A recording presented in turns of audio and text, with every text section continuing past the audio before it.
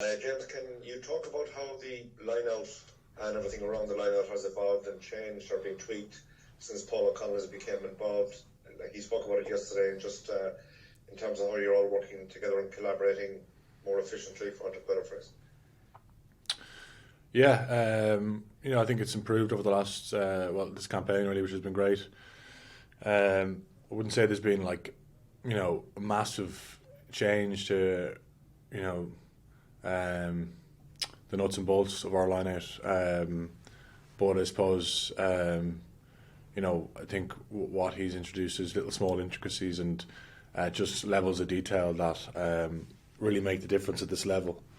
Which has been great because I think the set piece is an area of our game that's been a real positive for us so far in the campaign in terms of our scrum and our line-out, and we know how important that is at this level. So that's definitely one real positive we're taking. It's an area that we felt looking back at the autumn that could have been a bit stronger. So we're in a good place with that now. And can I ask you just about Scotland and what you're expecting from them, because they tend to be at their best when they're at the top of their toes and pretty abrasive, which their pack can be.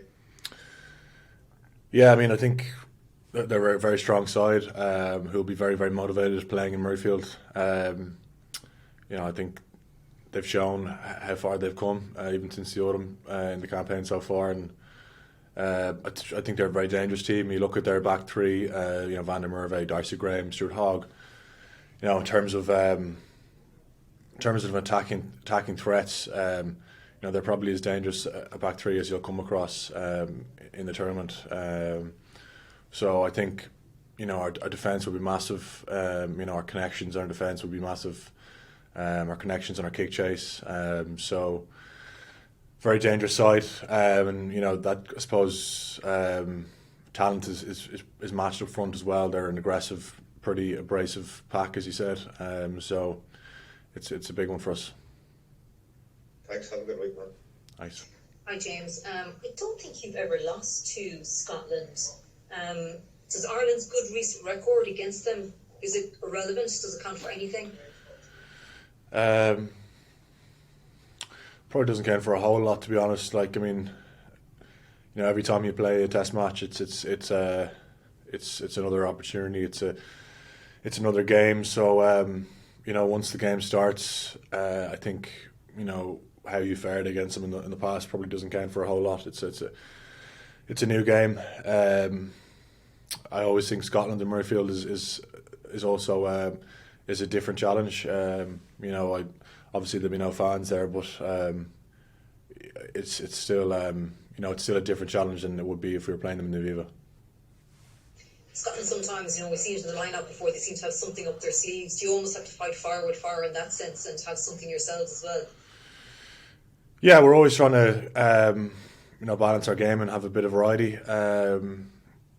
And Scotland are no different. I think they're coached very smartly, and as you say, they've a number of trick plays in the set piece, and we just got to be awake for that really, and it's something that we'll look at.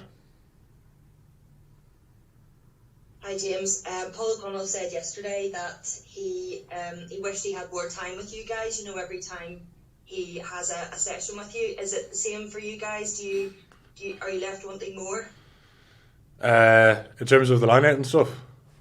Yeah, just after the sessions. I suppose it's the way the trainings work. You've got 3 or 4 blocks, and one block might be line out, another block could be scrum, and the other blocks could be team orientated. So I suppose you've got a bit to fit in there in those blocks, but I suppose that's just the way it is. There has to be a balance, but I'm enjoying all the training we're doing at the moment in terms of our set piece, and I think we're coming on in that area.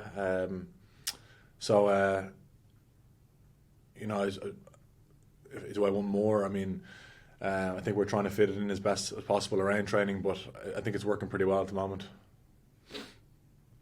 And you said before, the Italy game that you wanted players to find their voice more. Did you feel that happened in Italy? Yeah, I did. Yeah, I thought the communication was much better. And I thought our intent was much better at the back of it. I thought we'd more consistent intent and more consistent energy throughout the 80 minutes. And I thought that was on the back of really accurate comms. And I thought it was an important piece for us in our performance that day. Thanks, James. Have a good week. Thanks. Thank you. Hey Ian, how's it going? Or sorry, James, how's it going? Good. I want to ask you about Ian Henderson, that's why I got confused. No your second row partners, you've played a lot of games together over the course of your Ireland career. How would you describe your relationship with Ian and the combination that you've built over the time? How do you build a combination? Because it's so important in international rugby to have kind of familiar combinations. I have a great relationship with him. I think I'd get along with Hendy as good as anyone in here. So we're good mates, I think first and foremost. But I really enjoy playing with him. I think he's a very smart player. Definitely a very smart player. And I think he brings, real leadership as well. You can see that with, he's obviously been club captain up in Ulster. But I enjoy playing with him, and I think he's a very good line operator as well. And when he's at his best, he's such a destructive force. And you love playing with somebody like that alongside you in the second row. It's a privilege really to play with him when I get the chance. And what about Ryan? Can you tell us maybe when you first noticed him? Was he in the first year when you were around sixth year, or is the gap that big? Andy Skeen was saying that he had unbelievable athletic prowess in Michaels, that they knew about him very early on, that he was going to be a serious player. How have you tracked his progress coming up, and how impressed were you in his debut when he came on? Very impressed, yeah. He fit in seamlessly and did even more. He looked so powerful whenever he carries the ball. I suppose he moved to Michaels in third year, I think. So I think I was in sixth year when he first came to the skills. So I would have seen him growing up. He would have played with my brother. They would have been on the same skills teams on the way up. And it was always very, he was always one of those players that stood out very clearly, even from an early age. And he's continued that kind of. He's continued in that manner, he's just unbelievably athletic. Obviously, so quick and powerful and very talented. So it's brilliant to have him on board. And I think the second row is an area where there's really a lot of depth now in the team. Obviously you mentioned Hendy and Ryan, and Ty Brown can play there. Obviously Quinn Rue, Ulton Delan, who's had a great season as well. There's a number of guys there now, which is great. Are you? Yeah. James, how you doing? Jerry here. Hope you're keeping well. Could I ask, you say you get on very well with Ian. Would you say you're similar personalities, or are there much difference between the two of you? Or? I'd say we're similar enough in some ways. I think we're both kind of quite curious about stuff, is the way I put it. So I'd say, similar enough in a lot of ways. And you just get on well together in terms of, do you have similar interests, or you share a similar sense of humour? Or? Yeah, we definitely I think we definitely have a similar sense of humour.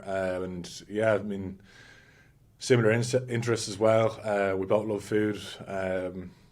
We love dogs. He likes a bit of history as well. So, we get along well. Could I ask you one more, please, about fans? We've had about 6 months of this now. Do you feel the absence of fans dilutes home advantage, James, or is it still a big advantage playing in a stadium you're familiar with and not having to travel and so forth? How does that work, sir? Yeah, I suppose it's not the same going to Murrayfield with 60,000 or whatever it is, but I still think it's you know, it's different than playing them at home in the Aviva, even with no fans. So I think it just adds an extra few percent to what already is a big challenge. So yeah, we're looking forward to that. You know, I think you've got to go on the road and in this championship and win big games, and yeah, I mean that's what we're looking to do this week. Cheers, James. Best of luck. Thanks, sir. Anything further there for James? Yeah, actually, just one for me. How big of a miss has Caelan Doris been around the environment? Yeah, it's been a big miss. Yeah, it's been a pity that you know his championship was cut short. You know, but we've been in touch with him and he's keeping well. So very excited to welcome him back now whenever he's right.